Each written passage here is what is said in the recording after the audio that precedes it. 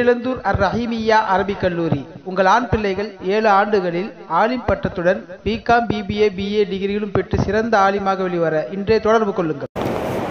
அல்ஹம்துலில்லாஹ் அல்ஹம்துலில்லாஹில் முவஃபிகில் முஈன் வஸ்ஸலாத்து வஸ்ஸலாமு அலா சய்யிதினா முஹம்மதின் ஸாதிகில் அமீன் வ அலா ஆலிஹி வ ஸஹ்பிஹி அஜ்மஈன் ومن تبعهم بإحسان إلى يوم الدين أما بعد فقد قال الله تعالى في محكم تنزيله وفرقانه المجيد فأعوذ بالله من الشيطان الرجيم بسم الله الرحمن الرحيم فول وجهك شطر المسجد الحرام قال نبينا محمد صلى الله عليه وسلم صوموا تصحوا أو كما قال النبي سيد البشر صلى الله عليه وسلم صدق الله مولانا العظيم وصدق رسوله النبي الكريم ونحن على ذلك من الشاهدين والشاكرين والحمد لله رب العالمين. அளவற்ற அருளும் நிகரற்ற அன்பும் இறங்கி திகழ்கிற அல்லாஹ்வின் பெயர் உச்சரித்து என் உரையை துவக்கம் செய்கிறேன். உலகில் உண்டாகும் சர்வ புகழும் அல்லாஹ் ஒருவனையே சேரட்டுமாக. அவனது சாந்தியும் சமாதானமும் கருணையும் ஈடேற்றமும் அகிலத்தின் அருட்படையாய் வந்துதித்த அந்த பெருமான் ரசூலுல்லாஹி ஸல்லல்லாஹு அலைஹி வஸல்லம் அவர்கள் மீதும் அன்னாரின் வழி நடந்த உத்தம சத்திய சஹாபாக்கள், தாபிஈன்கள், தபஉ தாபிஈன்கள், நாதாக்கள், நல்லவர்கள், அவுலியாக்கள், இமாம்கள், குறிப்பாக சிறப்பான இச்சபையில் ஒன்று சேர்ந்திருக்கக்கூடிய நம் அனைவர் மீதும் அனைவர் குடும்பத்தார் மீதும் என்றென்றும் நிறைவாக நிலவட்டுமாக. ஆமீன்.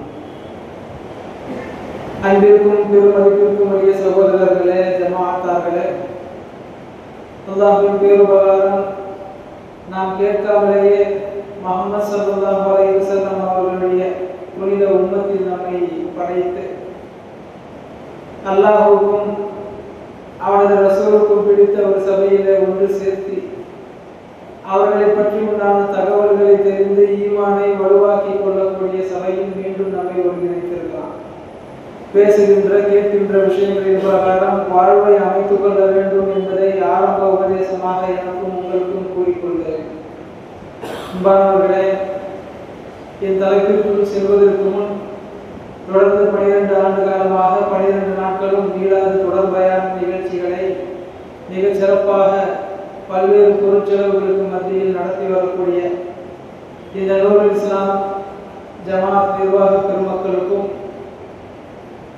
மதிப்பிற்குரிய உஸ்தாத் தலைமை இமாம் ஹசரத் அவர்களுக்கும் இந்த மஹல்லா ஜமாத்தினருக்கும் நன்றி தெரிவித்தவனாகவும் துவா செய்தவனாகவும் நான் என்னுடைய உரைக்குள் செல்ல பிரியப்படுகிறேன்.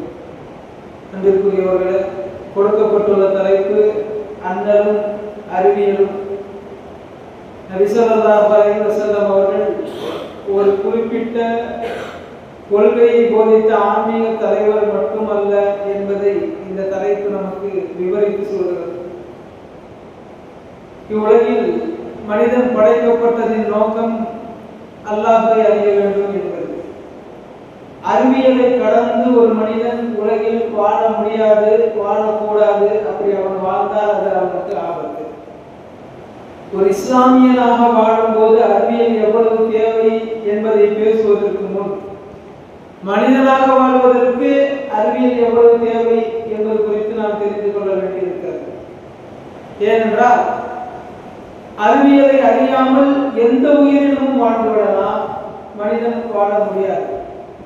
திருக்குர்ஆனின் பல இடங்களில் மனிதனை சிறப்பித்து கூறுகிற அல்லாஹ் வலகத் கர்ரம்னா பனி ஆதம் என்று தொடங்குகிற வசனத்தில் ஆதமுடைய மக்களை நாம் சங்கைப்படுத்தி இருக்கிறோம் என்று பல விஷயங்களை தொடர்ந்து சொல்லி அந்த வசனத்தை முடிக்கிற போது வஃதல்நாஹும் அலா கஸீரின் மிம்மன் ஹலக்னா தஃதீலா, மற்றெல்லா படைப்புகளை விடவும் மனிதரை நாம் அதிகம் சிறப்புப்படுத்தி இருக்கிறோம் என்று சொல்லி முடிக்கிறான். மனிதன் அல்லாத உயிரினங்கள், விலங்குகளை பற்றி பல்வேறு வசனங்களில் பேசுகிற அல்லாஹ் அவற்றை உங்களின் தேவைக்காக படைத்திருக்கிறோம். லக்கும் ஃபீஹா மனாஃபிஅ், பல்வேறு பலன்களை நீங்கள் அதில் பெறுவதற்காக நாம் படைத்திருக்கிறோம். வல் தப்லுகு அலைஹா ஹாஜத்தன் ஃபீ சுதூரிக்கும், உங்களுடைய உள்ளங்களில் உள்ள தேவைகளை நிறைவேற்றிக் கொள்வதற்காக அதை படைத்திருக்கிறோம். வ மின்ஹா தஅக்குலும், அதிலிருந்து நீங்கள் சாப்பிடுகிறீர்கள், அதற்காக படைத்திருக்கிறோம் என்றெல்லாம் பல்வேறு வசனங்களில் விலங்கினங்கள், உயிரினங்கள்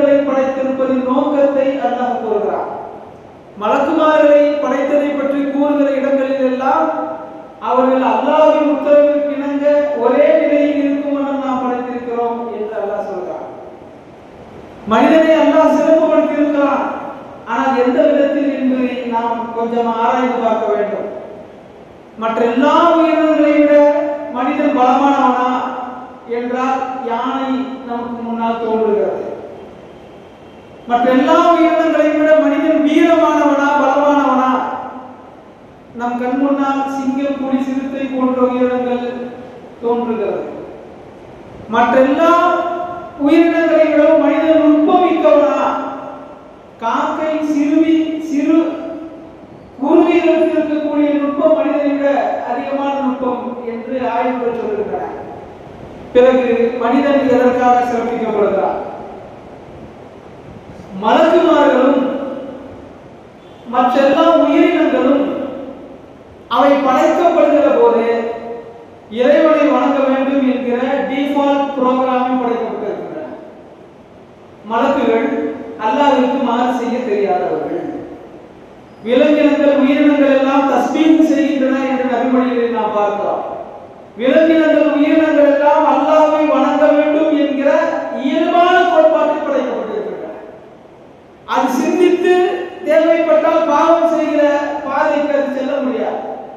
ஆனால் மனிதன் அறிவு கொடுக்கப்பட்டார், அதன் மூலமாக சிறப்பிக்கப்பட்டார்.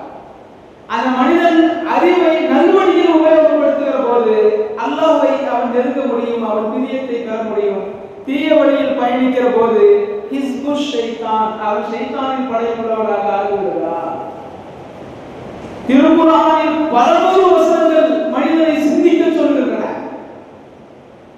அஃபலா யன்துரூன இலல் இபிலி கைஃப குலிகத், ஒட்டகம் படைக்கப்பட்டிருக்கிறது, எப்படி படைக்கப்பட்டிருக்கிறது என்பதை மனிதன் யோசித்து பார்க்க வேண்டாமா? அல்லாஹ் வரிசையாக இருக்கிறார். வானத்தை பாருங்கள், தூண் இல்லாமல் அது எப்படி உயர்த்தப்பட்டிருக்கிறது. மலைகளை பாருங்கள், அது எப்படி பூமியில் சொருகி வைக்கப்பட்டிருக்கிறது. பூமியை பாருங்கள், அது எப்படி விரித்து வைக்கப்பட்டிருக்கிறது என்றெல்லாம் அந்த கேள்வி கணைகள் நிறைய தொடங்குகின்றன. இன்னொரு இடத்தில் பொதுவாக அல்லாஹ் கேட்கிறார், அஃபலா யததப்பரூனல் குர்ஆன் அம் அலா குலூபின் அக்ஃபாலுஹா, இந்த குர்ஆனை அவர்கள் ஆய்ந்து பார்க்க வேண்டாமா? அல்லது ஆய்ந்து பார்க்க முடியாமல் அவருடைய உள்ளங்களின் மீது பூட்டியது போடப்பட்டிருக்கிறதா என்று அல்லாஹ் உணர்ச்சியை தூண்டும் விதமாக கேள்வியை கேட்கிறார். இந்த எல்லா கேள்விகளையும் மனிதன் சந்தித்துக் கொண்டே வருகிற போது எதற்காக வேண்டி இதையெல்லாம் நாம் சிந்தித்து பார்க்க வேண்டும் என்றால் ஒரு வசனம் அதற்கு விளக்கம் சொல்கிறது. வமா ஹலகத்துல் ஜின்ன வல் இன்ஸ இல்லா லியஅபுதூன், இந்த மனித வர்க்கத்தையும் ஜின் வர்க்கத்தையும் என்னை அறிந்து வணங்குவதற்காகவே அன்றி நான் படைக்கவில்லை. அப்படி என்றால் மனிதன் சிறப்பு பெறுவது அறிவு மூலம். அந்த அறிவை அவன் சரியாக உபயோகப்படுத்துகிற போது அவன் அடைகிற இலக்கு அல்லாஹ். இதுதான் உலகம் படைக்கப்பட்டதனுடைய சுருக்கமான தியரி. எனவே மனிதன் சிந்திக்க வேண்டும். சிந்திக்காமல் வாழ்கிற அன்றாட வாழ்க்கை என்பது காலையில் எழுந்தான், கழிவுகளை வெளியேற்றினான், உணவு உட்கொண்டான், குளித்தான், கடைக்கு சென்றான், சம்பாதித்தான், வீட்டிற்கு வந்தான், உறங்கினான், மீண்டும் மறுநாளும் இதே போல அவனுடைய வாழ்க்கை செல்கிறது என்றால் இவன் முஸ்லிம் என்று அல்ல, மனிதன் என்ற பெயரை கூறப்படுவதற்கும் தகுதியற்றவன். இந்த சிந்தித்தல் என்பது அறிவியல், விஞ்ஞானம், மருத்துவம் என்பவை எந்த அளவிற்கு முஸ்லிம்களோடு கலந்திருக்கிறது என்பதை நான் சுருக்கமாக சொல்ல பிரியப்படுகிறேன். இன்னும் முழுசா தலைப்புக்குள்ள வரல. அல்லாஹ் கடமையாக்கி இருக்கக்கூடிய அமல்கள் எல்லாவற்றிலும் அறிவியலும் சேர்ந்திருக்கிறது, மருத்துவமும் சேர்ந்திருக்கிறது. 5 கடமைகளை பேசுவோமா? ஒருவன் திருக்கலிமாவை சொல்லி இஸ்லாமியனாக ஆக வேண்டும் என்றால் திருக்கலிமாவை, அதன் அர்த்தத்தை உள்ளத்தால் ஏற்று நாவால் மொழிய வேண்டும், அவன் முஸ்லிம் ஆக முடியும். இந்த ப்ராசஸ் நடக்கிறதுக்கே அவன் அறிவியல் அறியணும். அல்லாஹ் இருக்கிறான், ஏற்றுக்கொண்டேன், நாவால் மொழிந்தேன் அப்படின்னாக்க அது உண்மையான இஸ்லாமாக ஆகாது. ஒருத்தரை மிரட்டி திருக்கலிமாவை சொல்லி முஸ்லிம் ஆகு அப்படின்னு ஒருத்தர் நம்ம முஸ்லிம் ஆகவே முடியாது. ஏன்னா அறிதல் அவனுக்கு ரொம்ப அவசியம். இறைவன் ஒருவன் தான் என்பதை நான் அறிகிறேன், உணர்கிறேன். 2 பேர் இருந்தால் உலகம் பசாதாகிவிடும் என்ற கருத்தில் உடன்படுகிறேன். பல கடவுள் கொள்கையை நான் ஏற்கவில்லை.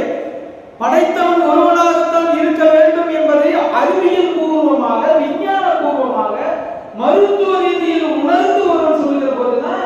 முஸ்லிமாகவே ஆகிறார். இரண்டாவது இஸ்லாத்தின் 50 கடமைகளில் இரண்டாவது தொழுகை. தொழுகை நமக்கு கடமையாகிறது, தொழுகிறோம். இஸ்லாத்தின் தொழுகையில் வெளிப்பருந்துகள் என்று நிறைய இருக்கின்றன. அதுல ஒண்ணு என்ன, நேரம் அறிதல். தொலை வரக்கூடியவருக்கு இப்ப நம்ம என்ன வகுத்து தொழுக போறோங்கிற நாலேஜ் இருக்கணும். ஒருத்தர் மயக்க நிலையில அப்படியே வந்து எல்லாரும் சேர்ந்து தொழுதுட்டாலும் தொழுகை நிறைவேறாது. அந்த பக்தி என்னங்கிறது அறியணும். இரண்டாவது கிபிலாவை அறியணும். கிபிலா தெரியாம தொழுக கூடாது. தெரியறதுக்கான வழியே இல்லாத ஒரு காட்டுல இருக்கும்போது தொழுதா கூடும், அது வேற விதிவிலக்கு சட்டம். கிபிலாவை முன்னோக்கிங்கிற வார்த்தை நீங்க நம்ம அதுதான் சொல்றோம். கிபிலாவை நீங்கள் தெரிவது என்பதுதான் விஞ்ஞானம், அறிவியல். ஃபவல்லி வஜ்ஹக ஷத்ரல் மஸ்ஜிதில் ஹராம் என்று பெருமானார் ஸல்லல்லாஹு அலைஹி வஸல்லம் அவர்களுக்கு அல்லாஹ் அறிவித்தார். காபத்துல்லாஹ்வை பார்த்து இனிமே நீங்க தொழுவுங்க. அந்த காபத்துல்லாஹ் என்கிற திசையை அறிவதற்கு அறிவியல் ஞானம் வேண்டும். குறைந்தபட்சம் அறிவியல் ஞானத்தால் கண்டுபிடித்து திசை கூறுபவர்களின் உபதேசத்தை கேட்டாலும் தொழுகிறோம். இப்ப நாம தொழுகிறோம், ஒவ்வொருத்தருமே இதுதான் திசைங்கிற முழு அறிவியலை அறிஞ்சதுக்கு அப்புறம் தொழுகிறது இல்லை.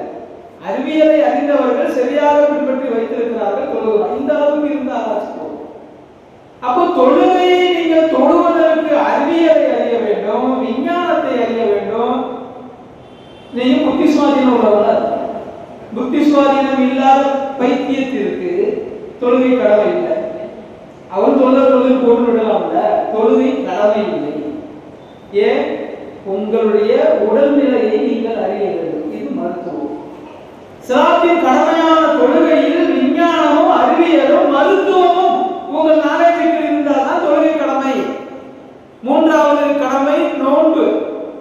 நோன்பு வைப்பவன் என்னென்ன அறிந்திருக்க வேண்டும்? இது ரமலான் மாதம் தான் என்பதை அறிந்திருக்க வேண்டும். நோன்பு சமன் செய்வதற்கான நேரம் என்ன என்பதை அறிந்திருக்க வேண்டும்.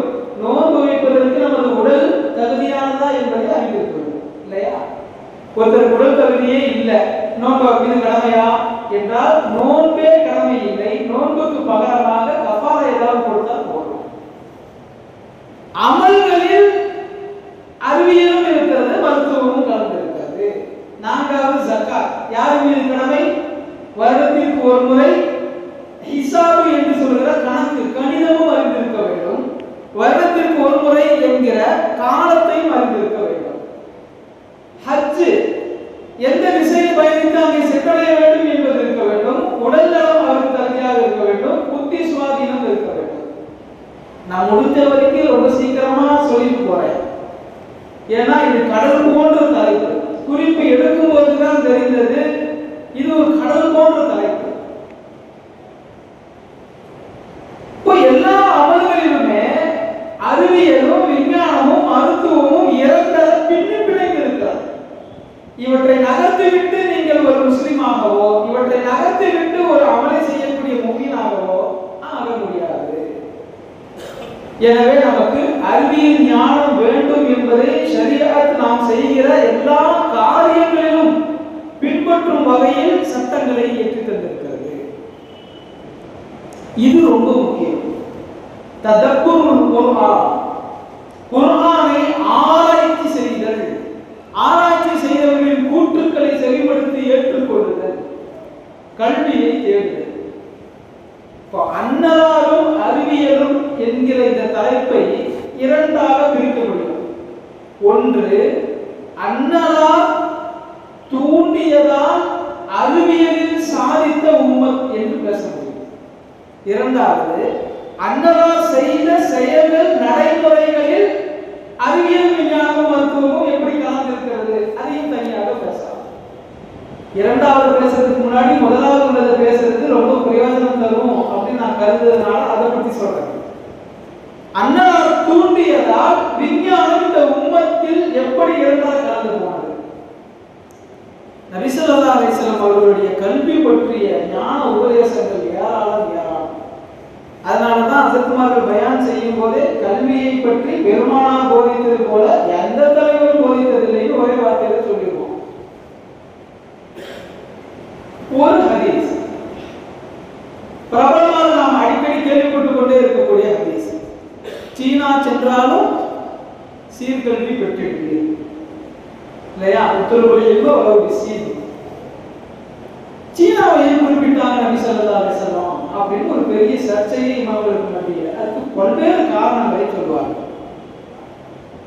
நான் தலைப்புக்கு சம்பந்தப்பட்ட காரணத்தை மட்டும் சொல்லுவேன்.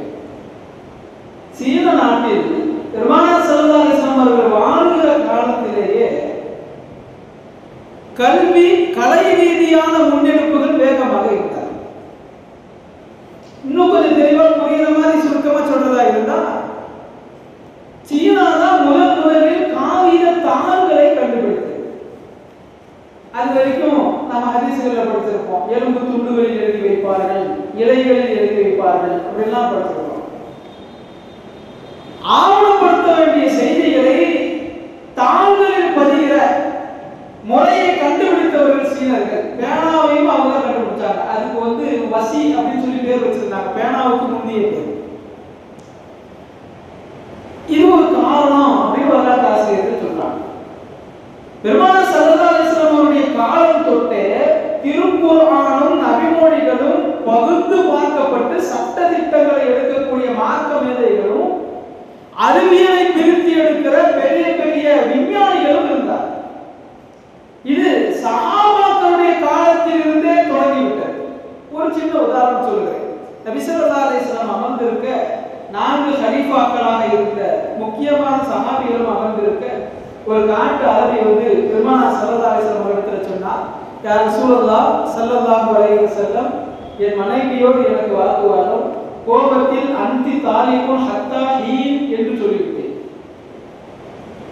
குறிப்பிட்ட காலம் வரை நீ தலாக்கு அப்படின்னு சொல்லிட்டேன்.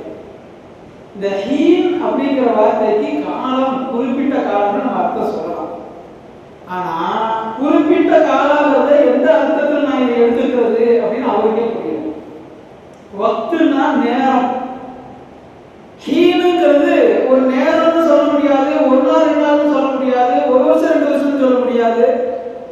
அவர் கோபத்தில் நான் அந்த வார்த்தையை பயன்படுத்தினேன், இப்ப எத்தனை நாளுக்கு அப்புறம் என் மனைவி வீட்டுக்கு முடியும் அப்படின்னு கேட்டார். ரசூல் ஸல்லல்லாஹு அலைஹி வஸல்லம் அபூபக்கர் ரலியல்லாஹு அவர்கள்ட்ட கேட்கிறாங்க, மா ரஅய்யுக, நீங்க என்ன சொல்றீங்க?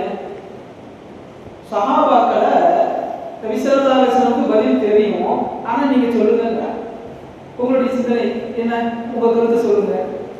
அபூபக்கர் ரலியல்லாஹு சொன்னாங்க, திருக்குர்ஆனில் ஒரு வசனம் வருகிறது, ஃபமத்தஅனாஹு இலா ஹீன், சிறிது காலம் அவர்களை பூமியில் வாழ வைத்தோம் என்று அல்லாஹ் சொல்றான். எவ்வளவு காலம்? ஆயுள் காலம். அதை சொல்லும் பொழுது அல்லாஹ் ஹீன் என்ற வார்த்தையை உபயோகிக்கிறான். அப்படின்னா இவர் சொன்ன தலாக்கு ஆயுள் காலம் முழுவதும் அப்படின்னு குர்ஆன் ஆயத்தை ஆதாரமா வச்சு சொன்னாங்க.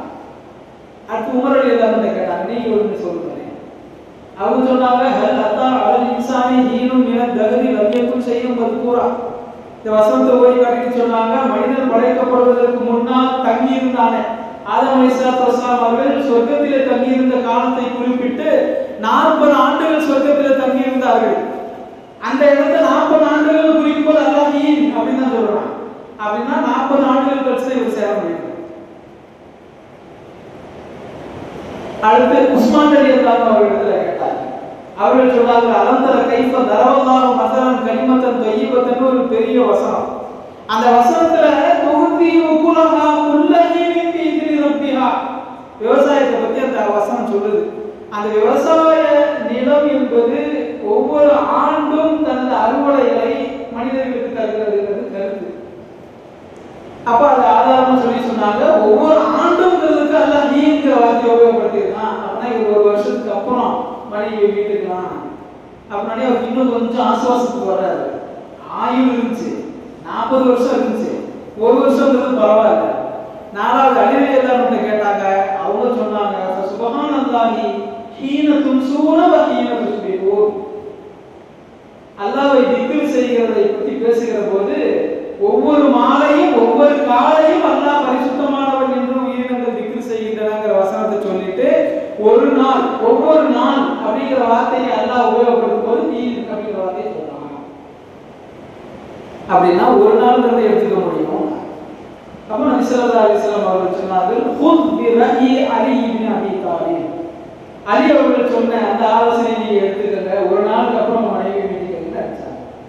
எதற்காக இதை நான் சொல்கிறேன் என்றால், ததப்பருல் குர்ஆன் என்பது திருக்குர்ஆனை ஆய்ந்து பார்க்கிற பழக்கம் என்பது சஹாபாக்களிடத்தில் இருந்தது. அதனாலதான் உடனே ஆயத்தை ஆதாரமா சொன்னாங்க. கருத்து மட்டும் சொல்லல, அந்த கருத்துக்கு ஆயத்தையும் ஆதாரமாக சொன்னார்கள். பெருமானார் தூண்டிய இந்த கல்வி தேடல் என்பதுதான் அதற்கு பின்னால் சுமார் 3 நூற்றாண்டுகள் வரை மிக சிறப்பாக.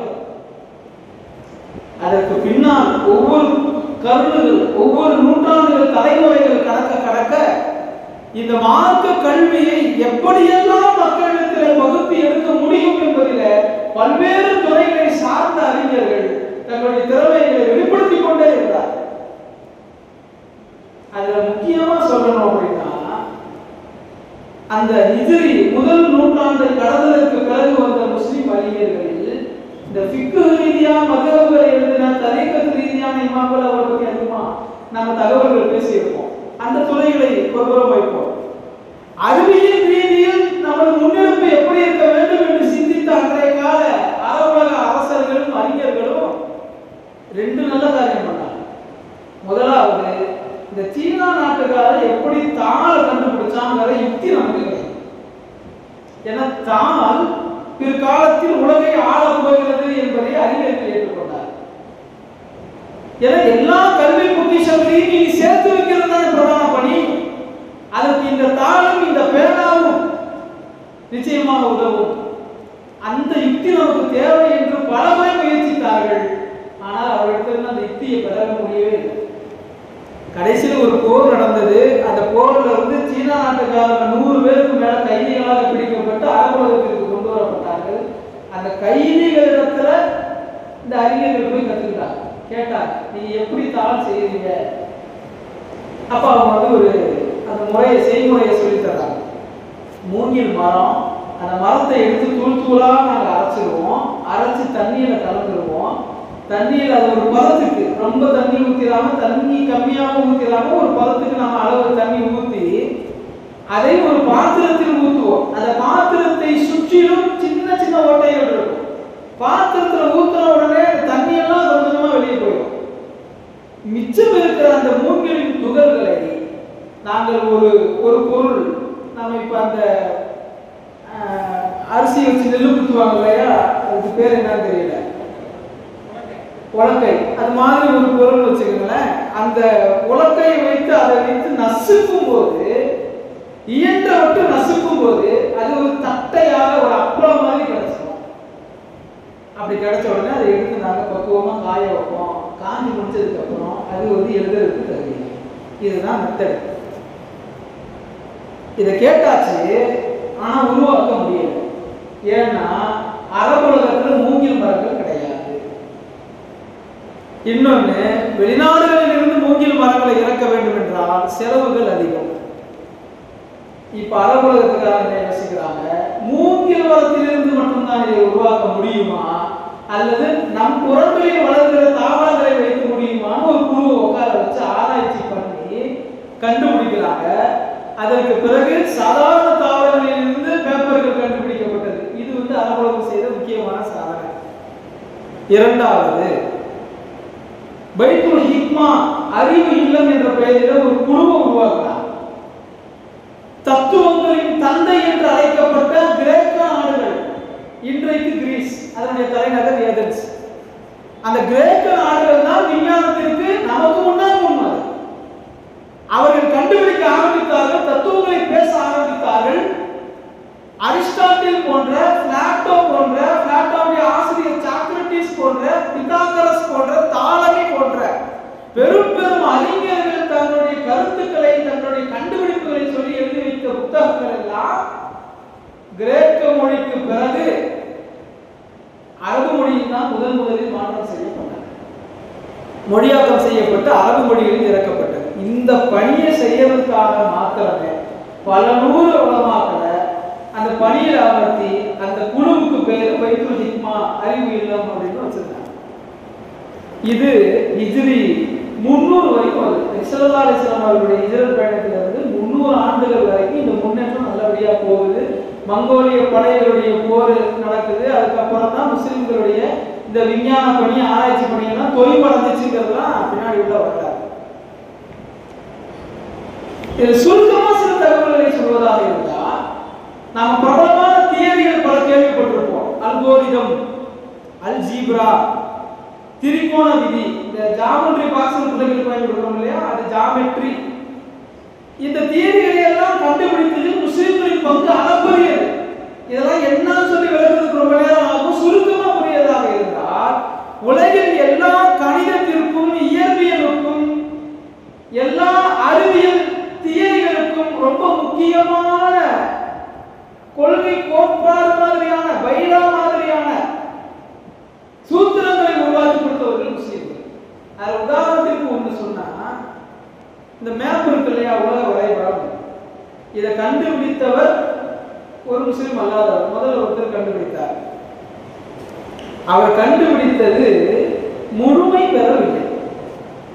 இந்த பூகோள அமைப்பை அன்றைக்கு வாழ்ந்த அனைவருமே எதிர்பார்த்து கொண்டிருந்தார்கள்.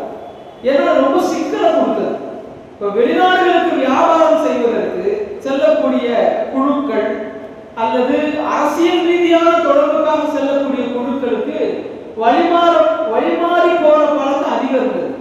கப்பல் பயணத்துல வர்றவங்க அப்படி எங்கேயாவது போயிடுவாங்க, திசை தெரியாது.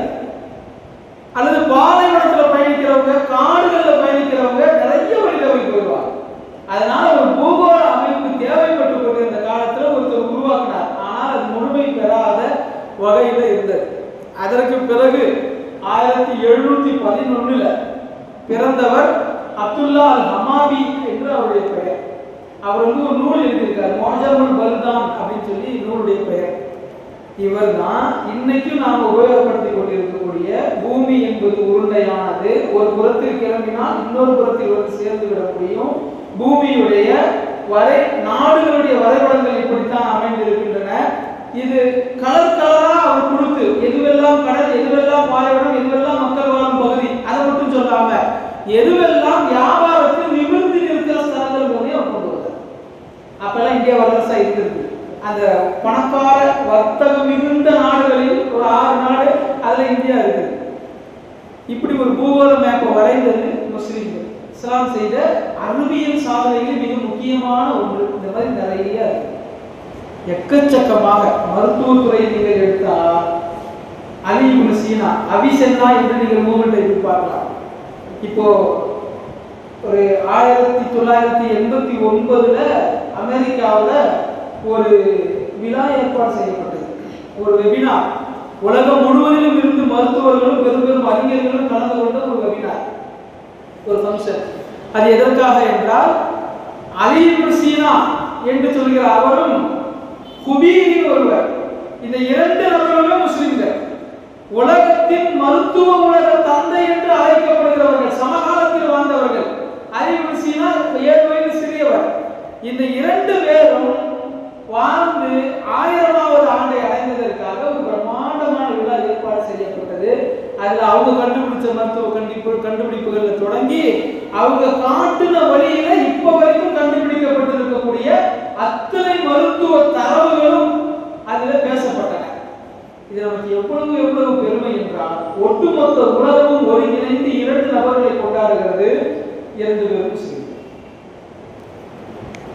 ஒரு 300 ஆண்டுகள் வரை இந்த உலகத்தை விஞ்ஞான துறையிலும் மருத்துவ துறையிலும் ஆட்டி படைத்த இஸ்லாமிய சமூகம் இன்னைக்கு நிலைமை என்னன்னு யோசிச்சா, ஒரு ஃபேஸ்புக், ஒரு இன்ஸ்டாகிராம், ஒரு யூடியூபை கூட சரியாக ஆளத் தெரியாதவர்களில் அதிகமானவர்கள் முஸ்லிம்.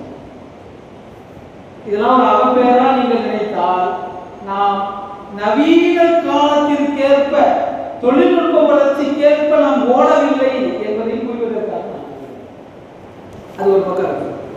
இப்ப நாம சொன்ன எல்லாமே நபி ஸல்லல்லாஹு அலைஹி வஸல்லம் அவர்களுடைய சொற்களில் ஏற்பட்ட தீ இதயத்தில் பற்றியதால் முஸ்லிம்கள் இந்த உலகத்தில் அறிவியல் ரீதியாகவும் விஞ்ஞான ரீதியாகவும் ஓடி போன முன்னேற்றி வைத்த வரலாறு.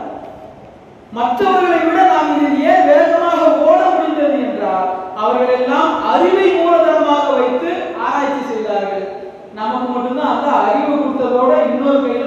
செய்யும்.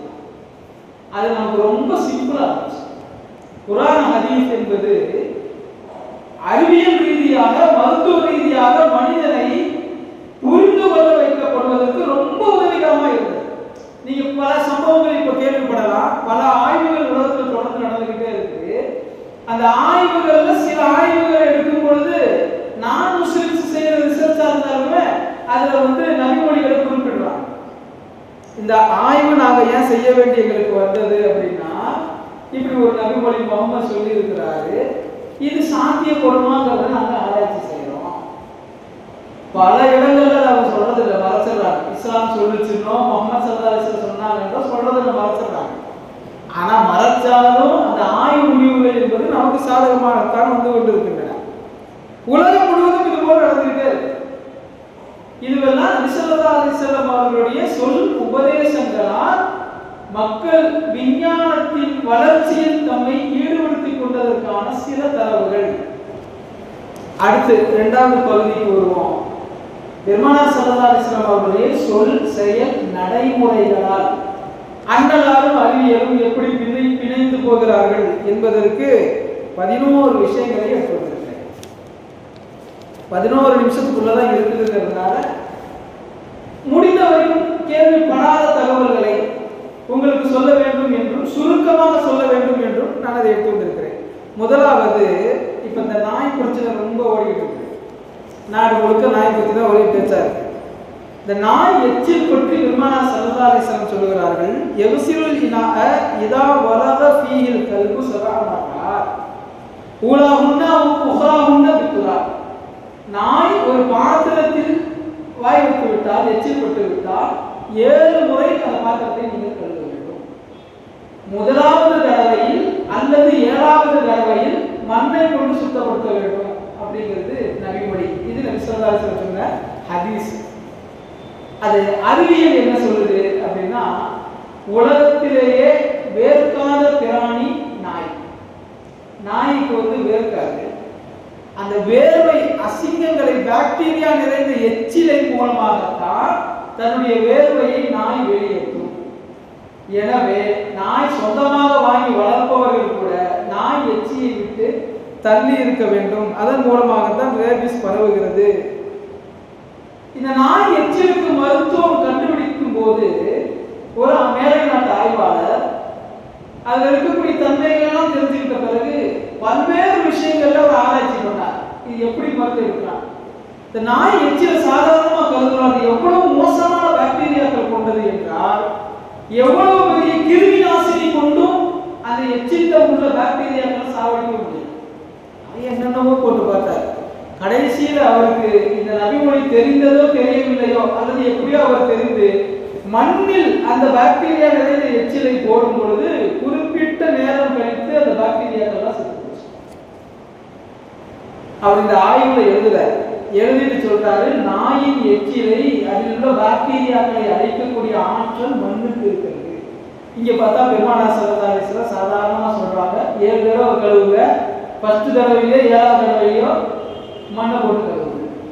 இரண்டாவது, கணவன் மனைவி உடலுறவு கொண்ட பெண் உடனே குளித்து விடுவது நல்லது, கடமையான குளிப்பு. அல்லது உறங்க நாடினால் காலையில் எழுந்து குளித்துக் கொள்ளலாம் என்று தெரியப்பட்டால், ஆயிஷா ரலியல்லாஹு அன்ஹா சொல்லுகிறார்கள், கான நபி ஸல்லல்லாஹு அலைஹி வஸல்லம் இதா அராதா யனாம வஹுவ ஜுனுபுன், அவர்கள் குளிப்பு கடமையான நிலையில் உறங்குவதற்கு நாடினால் கஸல ஃபர்ஜஹு வ தவல்லா லிஸ்ஸலாத்தி, தங்கள் மர்மஸ்தானத்தை கழுவி கொள்வார்கள், தொழுகைக்கு ஒது செய்வது போல ஒது செய்து கொள்வார்கள்.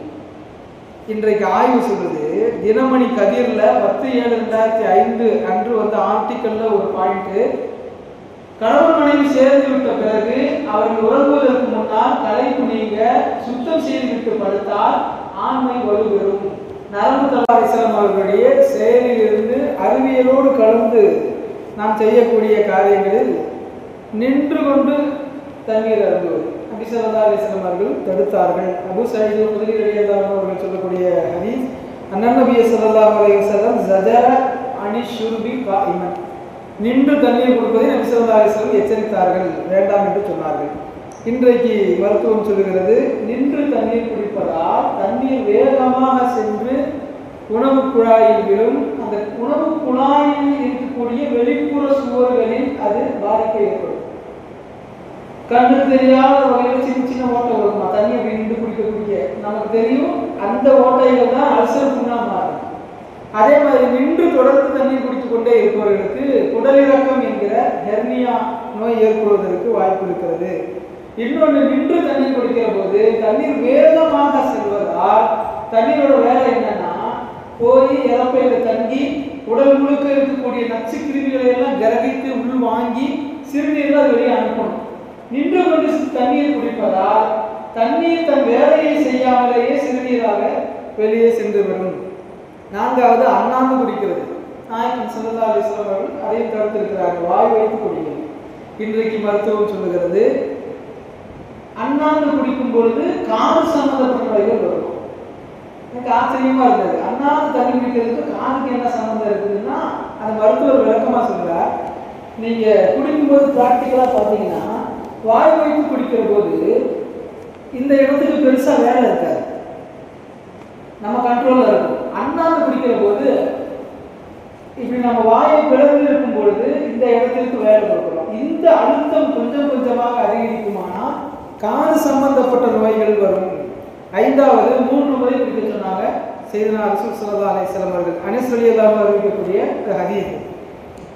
இன்றைக்கு மருத்துவம் சொல்லுகிறது, ஒரே முட்டாக தண்ணீரை குடித்தால் தண்ணீர் தன் வேலையை முழுமையாக செய்யாது. தண்ணீருடைய வேலைகள் முக்கியமானது என்னன்னா, உடல் வெப்பத்தை அது குறைக்க வேண்டும். கொஞ்சம் கொஞ்சமாக குடிக்கிற போதுதான் உடல் வெப்பத்தை அது குறைக்கும் என்று சொல்கிறார்கள். அதே மாதிரி ஒரே முட்டா குடிக்கும் போது நம்முடைய மூச்சு காற்று தண்ணீரில் படுவதற்கு வாய்ப்பு இருக்காது. நம்ம சுவாசிக்கிற காற்று கூலிங்கா உள்ள போகும், வெளியே வரும்போது சூடா வரும் இல்லையா? அதுக்கு பேர் கார்பன் டை ஆக்சைடு அப்படின்னு சொல்லுவாங்க. இந்த கார்பன் டை ஆக்சைடு வந்து ரொம்ப மோசமானது. அதனாலதான் நபி ஸல்லல்லாஹு அலைஹி வஸல்லம் அவர்கள் கொட்டாவி வந்ததுன்னா கையை வைங்கன்னு சொன்னாங்கல்ல. கையை இப்படி வைக்கக்கூடாது, திருப்பி வைங்கன்னா. தொழுகையில் இருக்கும்போது கொட்டாய் வந்தாலும் கூட நீங்கள் கைகளால் வாயை மறைத்து விடுங்கள். மறைக்கிற போது பின்னங்கையால் மறைங்கள் சொன்னாங்க. ஏன்னா முன்னங்கையில் மறைத்தால் பாக்டீரியாக்கள் கை வரும். அடுத்து நாம சாப்பிட்டா அல்லது யாருக்கையாவது முசாஃபா செஞ்சா அல்லது பிள்ளைகளை கொஞ்சம் அந்த பாக்டீரியா அங்க வந்து பாஸ் ஆகும், அது ஆபத்து. இந்த கார்பன் டை ஆக்சைடிலிருந்து பாதுகாக்க தான் 3 முறை நீங்கள் எடுத்து நீங்கள் தண்ணீர் குடியுங்கள். சாப்பிடும்போது ஊறி சாப்பிடாதீங்கன்றோம் இல்லையா, அதுக்கும் அதுதான் காரணம். ஆறாவது, நின்று கொண்டு சிறுநீர் கழிப்பது. உமரலியதான் சொன்னார்கள், யா உமர் லாத்தமும் காயிமன், பெருமானார் ஸல்லல்லாஹு அலைஹி வஸல்லம் நின்று கொண்டு நீ சிறுநீர் கழிக்காதீர்கள் என்று சொன்னார்கள். மருத்துவ உலக விளக்கம் சொல்லுது, இந்த மூத்திர கோசை முனை, நம்முடைய அந்த சிறுநீர் வெளியாக்குற மர்ம உறுப்பினுடைய முக்கு இருக்கு இல்லையா, இந்த முனைக்கும் நம்முடைய பித்தட்டு பகுதி, அந்த சிறுநீர் போய் சேருகிற அந்த இடத்துக்கும் இடையில உள்ள அந்த 2 குழாய் 16 அங்குலம் நீளம் உள்ளதா. 16 அங்குலம். நின்று கொண்டு ஒருவன் சிறுநீர் கழிக்கிற போது இப்படிதான் போகும், அந்த தண்ணி போய் வந்து இப்படி இருக்கும். ஆனால் அமர்ந்து கொண்டு சிறுநீர் கழிக்கிற போது மடங்கிடும் நடுவுல, அதாவது வி டைப்ல ஆகிடும். இப்படி போறதுனால என்ன பிரயோஜனம்னா, கண்ட்ரோலா சிறுநீர் வெளியாகும். முதல்ல முன்னாடி இருக்கிற சிறுநீர்லாம் வெளியே போயிடும். அப்புறம் ஒண்ணுக்கு அர்ஜென்ட்டா வருதுன்னு சொல்றோம் இல்லையா, இந்த முன்னால் நிற்கக்கூடிய 3இல் 1 பகுதி சிறுநீர் தான் அர்ஜென்ட்டா போறது, மீதி எல்லாம் அர்ஜென்ட்டா போறது கிடையாது. அப்ப மருத்துவ உலகம் என்ன சொல்லுதுன்னா, நீங்க சிறுநீர் கழிக்கிற போது முதலில் இருக்கக்கூடிய அந்த சிறுநீர்லாம் கழிச்சுட்டு அதுக்கு பிறகு கொஞ்சம் கேப் விட்டு சொட்டு சொட்டா வருது இல்லையா, இதுதான் ஆரோக்கியமான முறை. நின்று கொண்டு சிறுநீர் கழிப்பவர்களுக்கு நரம்பு தளர்ச்சி நோய் வரும். வயதாகிற போது சிறுநீர் கண்ட்ரோல் இல்லாம சொட்டு சொட்டா அவங்களுக்கு ஆடையிலே போயிடும் இல்லையா, அந்த பிரச்சனை எல்லாம் வரும் அப்படின்னு சொல்றாங்க. இன்னும் நிறைய ஆபத்துகள் இதில் இருக்கின்றன.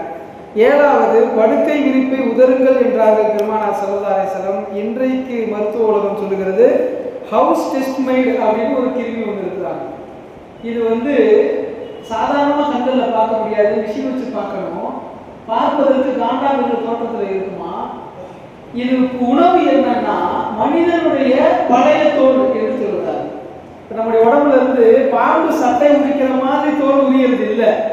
ஆனால் நம்முடைய வியர்வைகளின் வழியாக நம்ம 2 நாள் குளிக்காம போய் குளிச்சோம்னா அப்படியே நம்ம சுரண்டோம்னா கருப்பு கலர்ல வருது இல்லையா, நாம என்ன நினைச்சுக்கிறோம், அது அழுக்குன்னு நினைக்கிறோம் இல்லையா? உண்மையில அது அழுக்கு கிடையாது, நம்முடைய பழைய தோல். நீ 3-4 நாள் ஏசியிலேயே உட்காந்துருக்கிறேன் வேக்காத நீங்க சூழ்நிலையில உணவு வச்சிருந்தாலும் கூட அதுக்கப்புறம் நீங்க போய் குடிச்சீங்கன்னா அது வரும். அது அழுக்கு இல்லை, உடலின் பழைய தோல். நம்ம சொன்ன கிருமிக்கு உணவு அந்த உடம்பின் பழைய தோல் தான். அதை தின்னுவிட்டு அந்த கிருமி என்ன செய்யுமா, ஒரு நாளைக்கு 2000 முறை மலத்தை வெளியேற்றுகிற பாக்டீரியாவாக. அது ரொம்ப ஆபத்து. அதனால மருத்துவ உலகம் சொல்லுது, நீங்க தூங்கும் போதெல்லாம் உங்களுடைய படுக்க விரிப்ப உதவிக்கிறது பெருமானார் ஸல்லல்லாஹு அலைஹி வஸல்லம் அவர்கள் நமக்கு ஏற்கனவே சொன்ன ஒன்று. 8வதாக கை விரல்களை சூப்பி சாப்பிடுங்கள், கைகளால் சாப்பிடுங்கள், ஸ்பூன்ல சாப்பிடாதீங்கன்னு சொன்னாங்க. இன்றைக்கு மருத்துவ உலகம் சொல்லுகிறது, தண்ணீரில் அல்லது தண்ணீர் போன்ற திராவகத்தில் நீங்கள் கைகளை விடுகிற போது இயல்பாகவே கைகளில் இருந்து ஒரு சுரப்பி உருவாகும். அந்த சுரப்பிக்கு பேரே எப்படி வச்சிருக்காங்கன்னா ஜீரண சுரப்பியா. நம்ம உடம்பு கையில எடுத்து சாப்பிடுகிற போது நம்முடைய விரல்கள் நாவில் படுகிற போது ஒரு சுரப்பி உருவாகிட்டே இருக்கும், அது சேர்ந்து உள்ள போயிட்டே இருக்கும். அதுதான் ஜீரணத்தை நமக்கு முழுமையாக தருகிற சுரப்பி. நீங்க ஸ்கூல்ல சாப்பிடும் போது உங்களுக்கு கிடைக்காது. இதுக்கு அவர் ஆதாரமா என்ன சொல்றாருன்னா, நீங்க 2 சட்டியில குழம்பு வச்சுக்கோங்க, ஒரு சட்டியில ஸ்பூன் வச்சு எடுங்க, இன்னொரு சட்டியை கை உள்ள விட்டு எடுங்க. முதல்ல இது கெட்டு போகும், கை விட்டு கெட்டு போகும் இல்லையா, நொதிச்சு போகுதுன்னு சொல்லுவாங்க. அதுக்கு பேர் இந்த நொதித்து போகுதல் என்பது ஜீரணத்தின் முதல் படியம். எந்த உணவு நொதித்து போகவில்லையோ அந்த உணவு ஜீரணிக்காது. சில நேரம் ஃபுட் பாய்சன் ஆயிருக்குன்னு சொல்றோம் இல்லையா, அது உணவு ஜீரணிக்காதனால வருதுதான்.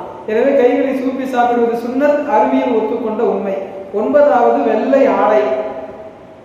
இருக்கின்ற நிறங்களிலேயே வெள்ளை ஆடை மட்டும்தான் சூரிய கதிர்களை உள்வாங்குகிற நிலைமைக்கு போகாது. சூரிய ஒளி வருது இல்லையா, அந்த ஒளி அப்படியே ரெஃப்ளெக்ட் பண்ணி அனுப்பிச்சிருமா.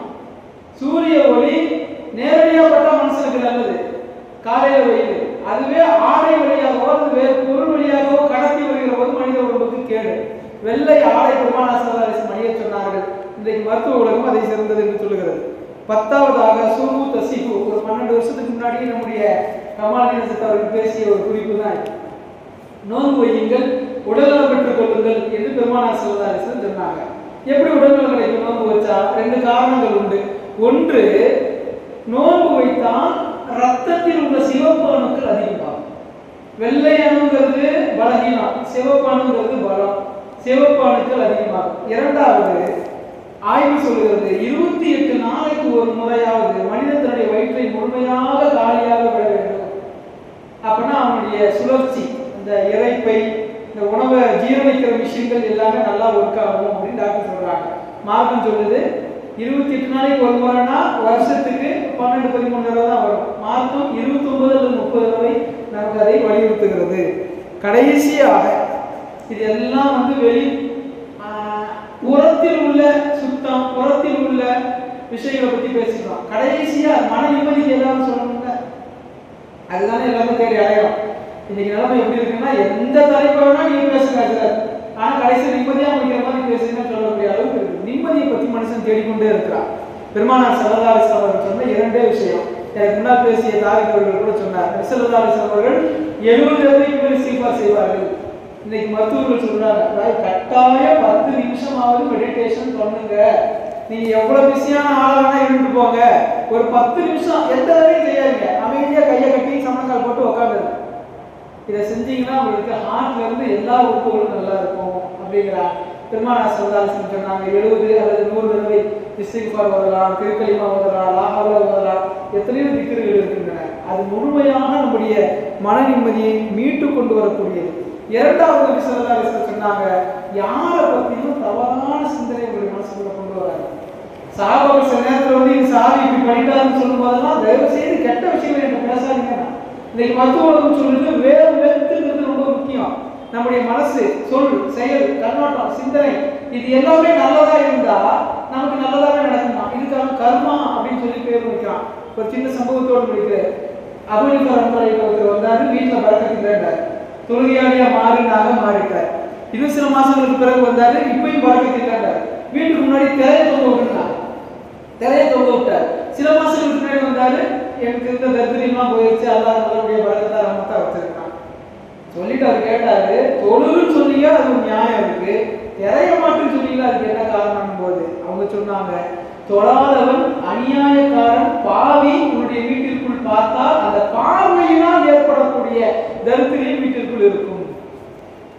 அதனால நம்முடைய பார்வைகளை சிந்தனைகளை சரியாக்கி கொள்ள வேண்டும். 10 நிமிடமாவது திக்ருகள் செய்து கொள்ள வேண்டும்.